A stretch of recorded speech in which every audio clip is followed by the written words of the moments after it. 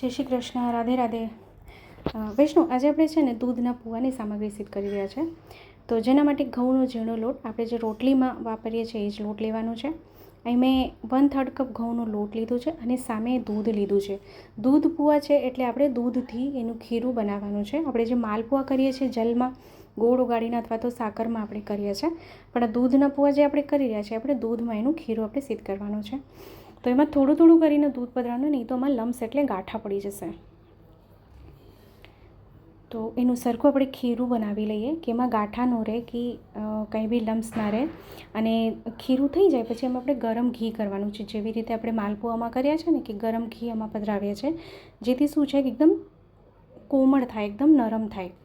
તો સરખી રીતે આપણે એને ફીણી લેવાનું છે. આપ પાસે જો વિસ્કર હોય તો એનાથી આપણે ફીણી શકો છો. તો અહીંયા આપણે ગરમ ઘી પધરાવી દઈએ. અહીં મેં 4 ચમચી ઘીનો ઉપયોગ કર્યો છે. તેને ફરીથી આપણે સરખી રીતે મિક્સ કરી લેવાનું છે. અને ઘી મેં પહેલાં જ ગરમ કરવા મૂક્યું છે. આપણે જ્યારે દૂધ પૂવા છે કે માલપુઆ છે કે ગોદડિયા પૂવા કે એવું કંઈ કરતા હોય ત્યારે અમુક સામગ્રી તો એવી છે કે આપણે એને ઘીમાં જ તળવું પડે, ઘીમાં જ અમુક સામગ્રી થાય છે. તો અહીંયા જે દૂધ પૂવાનું ખીરું છે એ સુંદર અહીંયા સિદ્ધ થઈ ગયું છે. તો અહીંયા દૂધના જે ચીલા કરીએ છીએ તો એ ચીલા પણ આવી રીતે જ થાય છે. ઘઉંનો લોટ અહીંયા લીધો છે, આપ એની જગ્યાએ મેંદાનો લોટ લઈ શકો છો. તો આપણે જે દૂધ પૂવા કરવાના છે એના માટે અહીંયા આપણને બોરું જોશે. બોરું એટલે મિશ્રીનો ભૂકો અને એલચી, કારણ કે એ આપણે દૂધ પૂવામાં ઉપર પછી પધરાવવાનો છે. તો ઘી અહીંયા સુંદર ગરમ થઈ ગયું છે. તો હવે ઘી ગરમ થાય, ગેસની આંચ ધીમી કરીને અને આવી રીતે ચમચો લઈને આપણે જેમ માલપુઆ કરીએ એવી રીતે જ વચ્ચે આમાં પધરાવી દેવાનું છે, એટલે રેડી દેવાનું છે. અને જારો હોય તો જારેથી આપણે એને જારતા જવાનું છે, જેથી ઉપરની સાઈડમાં પણ સરખું તળાઈ જાય. અને નીચેની સાઈડ તળાય પછી એને આપણે ફેરવવાનું છે. પહેલાં જ આમાં જારું નહીં લગાડી દેવાનું, નહીં તો આ એટલે ખંડિત થઈ જશે, તૂટી જશે અને જારામાં ચોંટી જશે તો સરખું નહીં થાય. એ રીતે આપણે એને બંને બાજુથી ફેરવીને આપણે એને તળી લેવાનું છે. તો સુંદર પૂવા તળાઈ ગયા છે. હવે આપણે એને પાત્રમાં કાઢી લઈએ.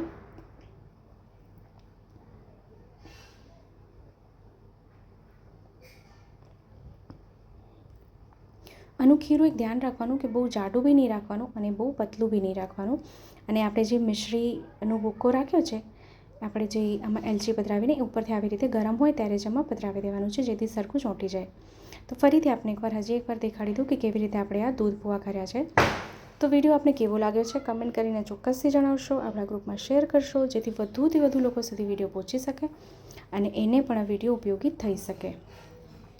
ચેનલ પર નવા આવ્યા હોય તો ચેનલને સબસ્ક્રાઈબ કરશો, બેલ આઇકોન હિટ કરશો, જેથી જ્યારે પણ કોઈ સામગ્રીનો વિડીયો મૂકું તો આપ સુધી નોટિફિકેશન આવી જાય. જો આપને આમાં કંઈ ના સમજાણું હોય તો ફરીથી આપ કમેન્ટ કરશો, ચોક્કસથી આપને રિપ્લાય કરીશ. તો આને બી આપણે બંને બાજુથી સરખી રીતે તળી લઈએ. તો આવી રીતે જ આપણે બધા દૂધ પૂવા સિદ્ધ કરી લેવાના છે. તો હવે આપણે એને એક પાત્રમાં સાજી લઈએ. તો ખૂબ સુંદર અને સરળ રીતે આપણે દૂધ પૂવાની સામગ્રી સિદ્ધ કરી. તો આપ બી આ સામગ્રી ચોક્કસથી સિદ્ધ કરજો, શ્રી પ્રભુને ધરાવજો અને કમેન્ટ કરીને ચોક્કસથી જણાવશો કે વિડીયો આપને કેવો લાગ્યો છે. અહીંયા મેં બદામની કાતરી રાખી હતી, જેનાથી આપણે ઉપરથી એની સજાવટ કરી દઈએ. આપણે કોઈ બી સામગ્રી પ્રભુ માટે કરતા હોય તો એની સજાવટ કરવી ખૂબ જરૂરી છે.